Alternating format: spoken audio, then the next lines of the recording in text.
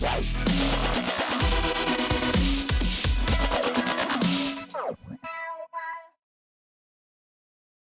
everyone, this is Ricky Lamb at Premier Martial Arts in Leeds in England. This is my team. We just want to say a big thank you to Mr. Vanover and Mr. Baker for all the efforts and for all the Ask Barry V shows. We learn a lot from them all the time and we always look forward to the episodes. So thank you very much guys. Say bye everybody. Bye. Hello everyone, welcome to the Ask Barry V show. I'm Barry Vanover. This is Miles Baker and this is our 50th episode, Mr. Baker. Pretty cool. So, yeah, we've had a great time doing this show. Lots of great comments from the viewers out there, whether it's helped your school, whether it's motivated you, and we love doing it. We're going to continue doing it for a while. But in celebration of our 50th show, I came to you and I was like, hey, we got to have somebody on the show to celebrate with us. Make it special, make it different. Yep. And the first guy that I thought of was someone that has been in the martial arts industry from really the time that karate and martial arts first got popular. I mean, when this guy started training in martial arts, the martial art that was in the United States at that time was judo. Mm-hmm. I mean, he's been training so long. I don't mean to make him sound old, but he's been training so long that was all there really was in the United States was judo. So imagine all the martial arts schools and karate and MMA and BJJ and all of that stuff. Mm-hmm. This guy was back when all he had was judo, and that was in the military, right? Because he was in the Air Force. Mm-hmm. The first guy I thought about was Bill Superfoot Wallace, because he's been a martial artist from when martial arts first got popular in the United States. He has ran and taught in martial arts schools. So he was a martial arts school manager and instructor. He's still an instructor today. And then he even had a career in the movies, and a lot more movies than we actually think about when I was doing some research. So he's had such a wide spectrum of the martial arts industry. You know what the cool thing about this guy is I picked up the phone. I actually texted him. I texted him and asked him when he could speak to me, and he was like, anytime, give me a call. I asked him to come fly into Knoxville to film, and he did not hesitate. He goes, I'll be there when you want to schedule it. So, I mean, that was just cool, right? So, anyway, we filmed so much footage, interviews with Bill Wallace, that we're not going to be able to have just an episode 50. We're going to have an episode 50, part 1, part 2. I'm guessing part 3 to get through all of his content. And his interviews will be at the end of the next few shows. Also, I want to thank you guys for sending some video testimonials about the show to help us celebrate. We're going to do a couple every show for the next, again, 2 or 3 shows. So thank you guys. If we didn't get to put yours on, we appreciate them. We'll use them in the future. Okay, people are only going to watch the show for so many minutes, right? Before they tune out.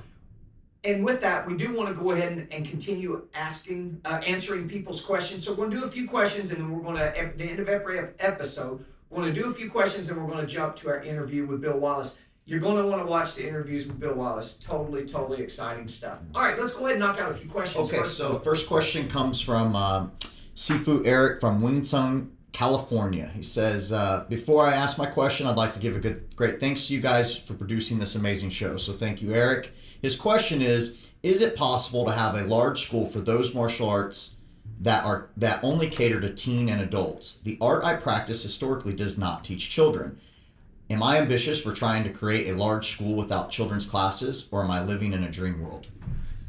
Well, here's the thing. What I feel and what I see when I'm traveling, martial arts with adults is getting more and more popular. Fact. Okay? You got to look at some of the Brazilian Jiu-Jitsu schools, the Sean Williams schools, Fabio Leopoldo schools in Jiu-Jitsu, Vitor Ribeiro school in New York, and they're packed full of adults and doing great. Yeah. So, and a lot of other Jiu-Jitsu schools. Those are just people that I frequent and know a little bit, right? You look at the popularity of kickboxing, whether it's for fitness or whether it's for martial arts, it's only growing. You look at the popularity of Krav Maga, right? And it's growing, and there's now commercial Krav Maga schools that are profitable and doing great, just focusing mostly on adults. So I think the answer is about your style, what style someone's trying to teach to the general public, and is that style going to give adults the 3 things they're looking for, which is in no particular order: self-defense, fitness, and social belonging. So if the style of your martial arts can meet those three requirements and you package it properly, I think absolutely. And you know what? I happen to know a little bit about Wings Tong and, a group in Texas and a group mostly in England and Germany, and their self-defense is really, really good. And they have packaged that kind of like Krav Maga. So it's definitely a Chinese style of martial arts and a Kung Fu, but they're not wearing frog buttons and black shoes. You know, they've got a nice look to it and commercial package like Krav Maga and for modern day. So I think if your style is packaged properly and it can give adults what they're really looking for, I don't think you'll have a problem. But I do want to say this. It's no fact. I mean, it is a fact, and it's no wonder that when you look at all the martial arts schools, across the board, the highly profitable ones, successful ones with multi-locations are teaching kids and families, okay? So Eric, why not do both, right? If your style of martial arts, if it's not conducive to teach to kids, what about either adopting another style for kids and making a kids program that's not your normal system, or taking what you do and creating a children's version of it that you're slowly getting them ready when they do turn into teens. Now you got the best of both worlds. So I think that's the real answer. Yeah, very nice. Our next question for this week comes from Sensei Yaniv. He asked, our academy is mostly adults who do BJJ and Krav Maga. Can you explain in detail why you do a 2-day trial program? Why not enroll them in Intro 1? Thank you. You're absolutely right, sir. We do we market as a 2-lesson trial program for adults as well, but we do one private introductory lesson with adults and we go right to an enrollment conference because adults can make up their mind immediately. With kids, you need a couple lessons to build rapport with the family, okay, and that whole experience of earning their belt and so their first belt and all of that. But what we do is in the enrollment conference, if we have a lot of objections and they have to think about it, then we schedule them to come and visit a group class. The program director or an instructor really watches out for them or works out with them in class, keeps an eye on them, and then we'll do another enrollment conference at the end of the second lesson. So you're absolutely right. That's what we do. One lesson, private lesson, do a close. If it doesn't work out, we schedule a second group class, do another close. Yep. All right, our next question comes from Bujinkan Martial Arts. Asks, what is the best trial lesson program offer? Should that change throughout the year? What's the best trial program offer? Traditionally, with my organization and a lot of schools I know, we have done the same introductory course special for years, and it's some form of a 2-lesson trial program. The reason this is so powerful is we control the situation, especially for kids and parents. We say the right things, we do the right things in a controlled private lesson setting, which does allow us in the enrollment conference to sign up a high percentage of those people, get down payments, get those people to pay in full, and even go straight to a 3-year black belt training commitment from day one, from the intro process, from the enrollment conference. And some of those people will pay in full. So it changes the finances of the school. And again, we're in control of it. Now, what's popular also nowadays is some kind of long-term, more of a long-term trial for a cheaper price, like 6 weeks for $69. I know several people that are very successful with these because it's a good offer that people will purchase and try.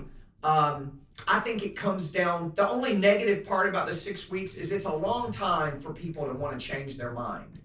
Your classes, and if you're putting them in regular classes without the private lessons, your classes have to rock for consistently, constantly, because you're constantly putting new people into that program. So now I know what you're saying. A lot of people would be thinking, well, of course your classes are supposed to rock. And I agree, right. They should rock. Sure. But not everybody's classes does. Right. And even the best classes, a simple 8-year-old can get distracted over 6 weeks and show signs that maybe they're not quite as interested as they were.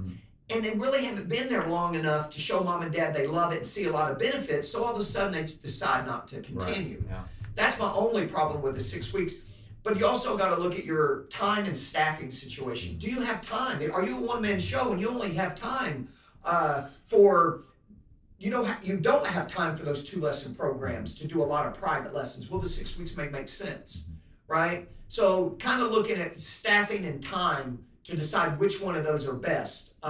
We happen to like the 2-lesson trial program. We've done it for years. Now, should you change your offer seasonally or over the year, I think once you've got a system, you stick with it because you can duplicate it. If you've got multiple locations, it's all about keeping the same systems for staff training. But you should change up and disguise the offer. Like we'll do back to school special. It's still a 2-lesson trial program. We'll do we'll call it a quick start program. We'll call it children's introductory course. We'll call it quick start program. So we have some different names that we use depending upon, it'll be a New Year's special. We'll change what the offer is named, but it's basically the same thing. And same thing you could do for if you're doing 6 weeks for $69. You could always change that up, and it could be your summer special, 8 weeks for $89 or 6 weeks for $69. It's all the same concept. All right. So our next question comes from Result Martial Arts. Asks, I know this can probably be complex, but can you give a general idea on how many days you should provide class for each age and program? If you're a full-time martial arts school, we want to have classes for every age group. By the way, a common mistake people do is the way they're grouping ages. They don't think it's important. The best way to group ages are 3 and 4-year-olds together because they're like-minded creatures. I have a 3-year-old, I know, right? They're like-minded 3 and 4-year-olds. 5 to 7-year-olds are like-minded. These guys need to be taught a certain way, right? And then putting 8 to 12-year-olds together and then teens and adults. Doesn't mean that you're not going to run across a 7-year-old that's played soccer for 2 years and he's a big kid. He should go into your 8 to 12-year-olds. Yeah, but that's out of the norm, right? That's just one of the special circumstances. But those age groups now are the best way to break them down. Every age group that you offer should, from 5 years old and above, should have a class 2 times a week before 6, 2 times a week after 6, Monday through Thursday. Monday through Thursday is prime time. And the reason that's called an X pattern schedule, offering it 2 times a week before 6, 2 times a week after 6. The reason that's so important is because you got to allow for families where both mom and dad work. And they can't gather their kids and get to your school before 6 o'clock. So many times when we visit, we see class schedules where all the kids' classes are before 6, all the adult classes are after 6. Yeah. You're losing out on a huge market. And you know what? Those kids where both mom and dads do work till 5, they have money for martial arts lessons, and they're taking martial arts somewhere else besides your school. Now, what you do with Fridays and Saturdays are up to you guys. At our S1X locations, we're not even open Fridays, Saturdays. We're only open Monday through Thursdays. At some of our bigger 2.5 models, we're open on Saturdays. Okay, Saturdays can be great upgrade days and specials and renewal conference days and so forth. And then at least Premier Martial Arts Schools, many of us aren't even open on Fridays at all because our staff, that way they work 5 days a week, Monday through Thursday, and then on Saturday mornings. So hopefully that gives you a little bit of idea of how to create a good class schedule. Our last question for this week comes from Hayden H. He asks, you discuss a lot of great marketing ideas targeting kids classes. Do you have any adult-specific concepts that work just as well?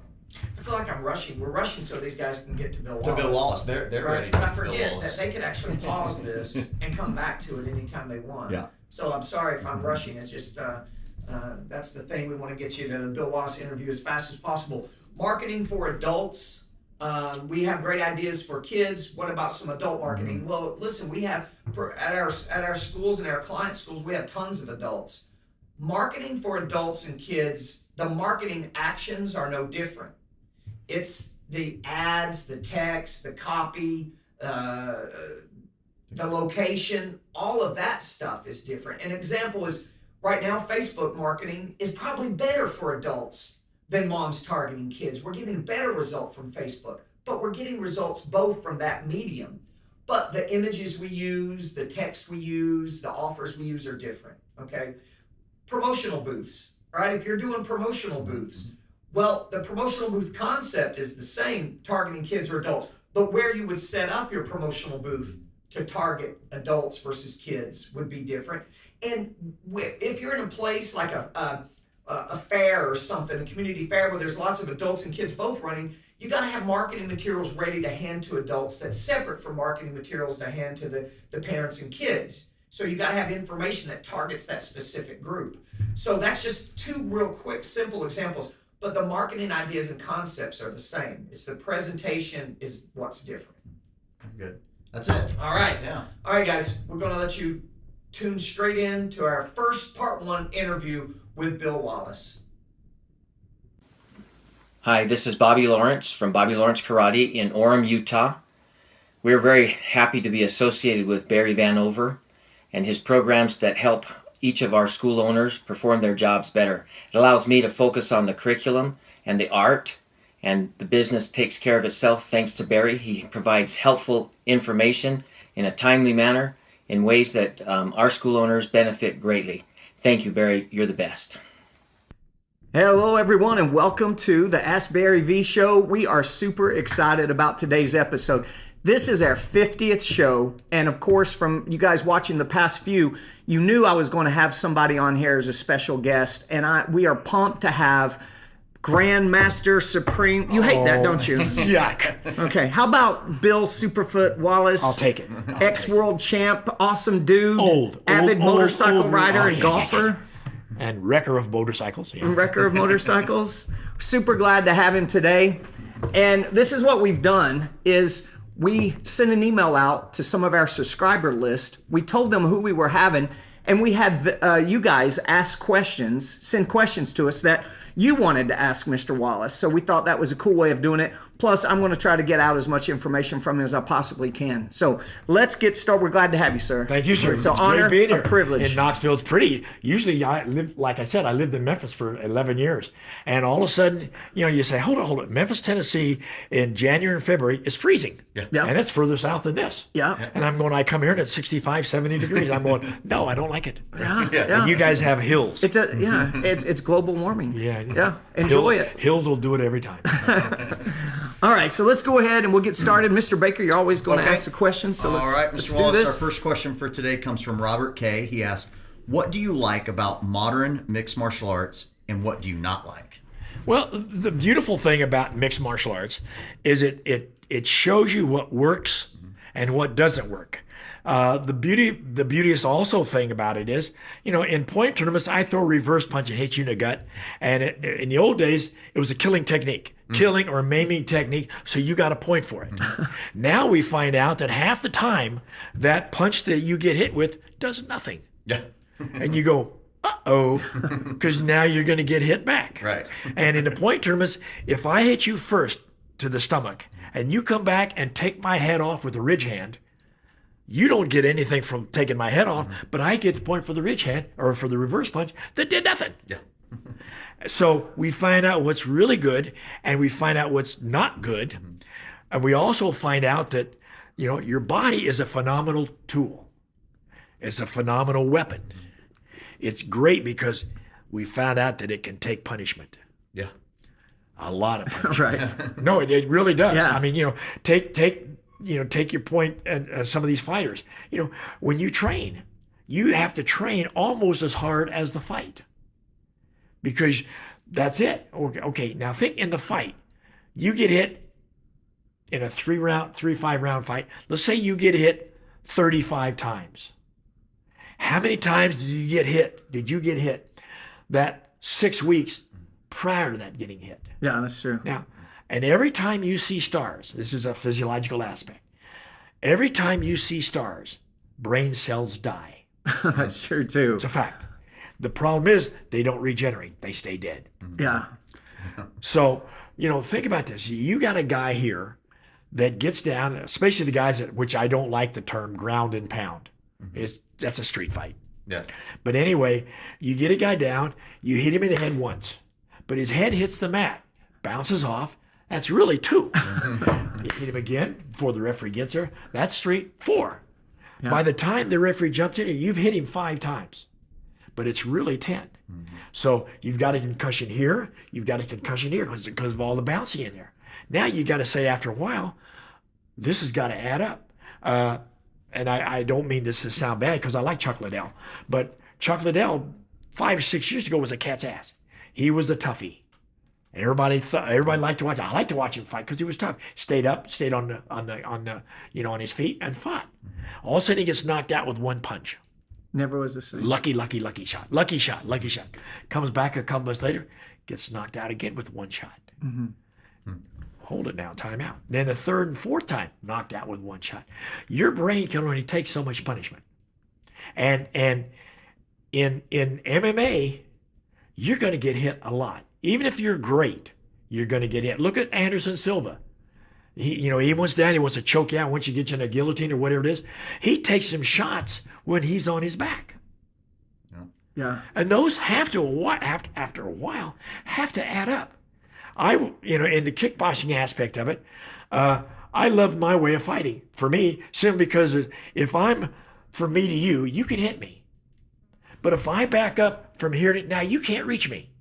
What do you have to do to reach me? Got to move in. Which gives me the time to react, to maybe counter, or to get out of the way even more. But, these guys are right there. They're just going to trade shots. And it's great for showmanship because people love to see it. People want to see it. And I honestly believe this, and I'm going to get ostracized for this. I believe that the fans are waiting for somebody to die in the ring. Man. No. Look at some of these guys. These guys get cut really bad, and the fans go wild. And nobody wants anybody to get hurt, but they want to be there just in case. Yeah. Well, look at car racing. Who cares? Correct. I used to live in Daytona. You go to the car race. That's boring. Round and around for 200 laps. That's boring. It's the wrecks that are exciting. Exactly. Yeah. Nobody wants anybody to die, but they want to see somebody get beat up. Yeah. They want to see somebody bleed. They like the blood. And, it's like the gladiatorial ships. They're just like gladiators. They are, right? They are just like gladiators, except hopefully the loser doesn't die. We hear Joe Rogan. I like to watch his fight cast where he's analyzing fights. And he will, many times I've heard him go, that shot that guy took was probably career ending. Yeah. He may have another fight, but he ain't ever going to be the same after that shot. Brain cells die. Or that knockout. A lot of them. Yeah. And same thing with Ronda Rousey. Psychological. If I'm a point fighter. Yeah, that was hard too, though. Yeah, she got shot. Kick. She got the kick broke her jaw. Yeah. But in a point fight, if I lose to my friend here, I can always come back and say, well, I got cheated. They didn't call my point first. And it wasn't really a good shot, but they just like him more than they like me. So there's all kinds of reasons I can come up with that I didn't really lose. Yeah. But an MMA match, you look at yourself in the mirror the next morning, you go, eh. What's cool about MMA too is the matchups. Sometimes the matchups just make for an ugly fight. Sometimes it makes for a great fight. Just last Saturday we had Thompson fighting, and he's been doing good. He was a point guy, right? People are having trouble with him because he's so unorthodox for him. They have a little trouble with his style. Same thing as Machida. Yeah. They had trouble. People are having trouble with him. So it's funny how just one small difference in a way a guy fights. Yeah. This other guy that's amazing can't handle him because it's just too different. Exactly, it's pretty cool. yeah. So you like the purist about what works. If it works, it works in MMA. But you're not a fan of the brutality. Because it's still a sport. Yeah. And what we don't understand is there's life after sport. Look at football players. I mean, you look at all these guys that have these concussions. They can't remember what they did last week. Yeah. And you know who Dick Butkus is? Yeah. Okay, he can't even walk. He can't even walk now because they made him play. You signed his contract, you're going to play football for me.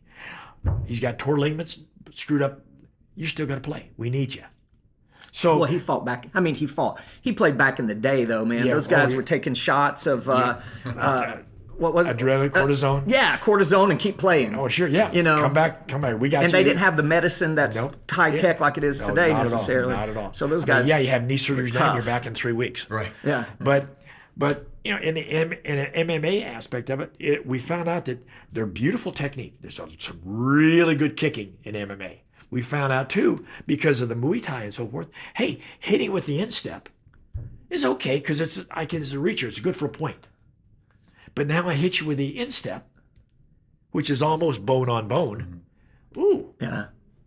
You know, shin's like but a baseball bat to the exactly, side of your much head. like Muay Thai. Yeah, yeah. Yeah, so you find out what works. You find out that a lot of times, one thing that I agree with, but I don't agree with is knees and elbows. Yeah. When you're down on the ground, and I throw an elbow at your head, the head can't go anywhere because it's laying against the. So boom! Now that's bone. That's bone. And I hit you on your face here. If I catch you good, it's split. I hit you up here, it's split. And like I said, there's life after sport.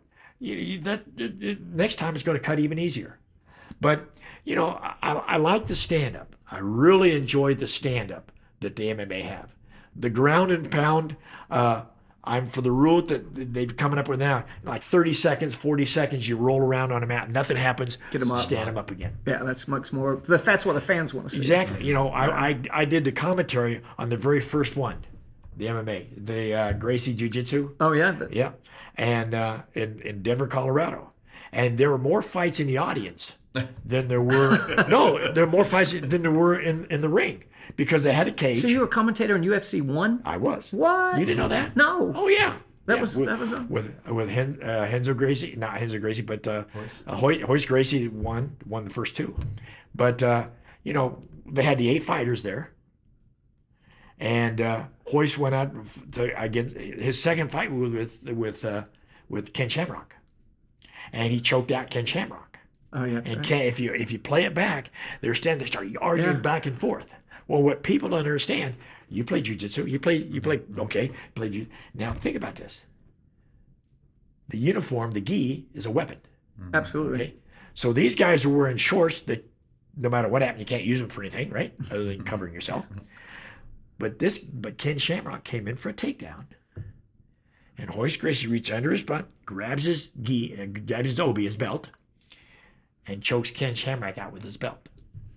And that's why they were standing up arguing and screaming that back and forth. Yeah. And it's all history after that. Yeah.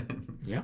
That changed everything. Oh yeah. Now then all of a sudden everybody But it's a never-ending circle. First of all, there was the Cro-Magnon man with I don't like you doing, so I grab it, we wrestle back and forth. Then I hit you with something, or I punch you with something, or then I kick you with something. Now it's back to the circle of martial arts, because it's great, and it's always getting better. Yeah. Because just like Stephen Thompson does something different than somebody else does. Yeah. Back in the early 70s, to where I started using my front leg, and people say, well, "Why are you using your front leg?" I said, "Because I don't have a right one. The right one's bad." So and then we started working with that, and it's always, for me, it's always been speed. It's just like you hear about the MMA guy, the lightweight guys. They're so fast in the MMA because the kickers and the hand technicians and so forth. The speed. I've always been interested in the speed, not the power part of it, but the speed aspect of it. Yeah. Well, the level of athlete in MMA is getting better and better, and these guys, their conditioning's getting better, their training's smarter. They're professional athletes just as much as football, basketball, or whatever, sure. and they probably train harder and definitely put it on the line. Yeah. more. Oh yeah.